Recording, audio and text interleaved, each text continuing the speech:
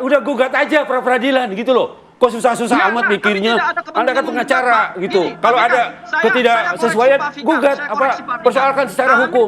SP3 itu bisa keluar selain karena dua sebab itu tadi, tapi ada sebab yang lain gitu. Nah itu yang menurut saya juga di sisi yang lain ini perkembangan hukum acara pidana Indonesia juga. Gitu. Kita kembali ke Bang Sanghaji. Bang Sanghaji katanya ini adalah kewenangan penyidik, jadi sudah sesuai? Bagaimana? Iya, Pak Fikar, saya ingin garis bawahi ya.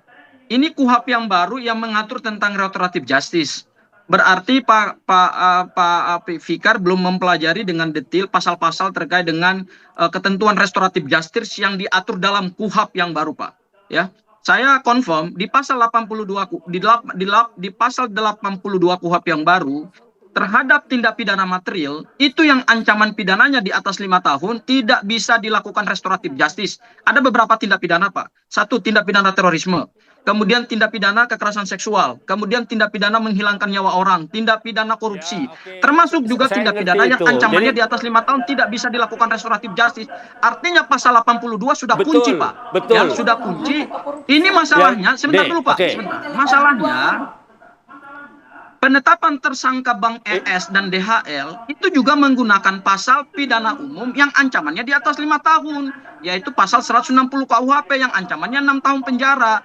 Artinya kita tidak bisa hanya lihat pada aspek formil, tetapi juga harus kita lihat pada aspek material. Itu ketentuan hukum yang tidak boleh dilanggar. Itu ketentuan hukum yang baru. Oke, Bang Sanghaji. Ya? Pak Fikar mau menanggapi, Bang Sanghaji. Melakukan pelanggaran terhadap pasal 82 KUHP.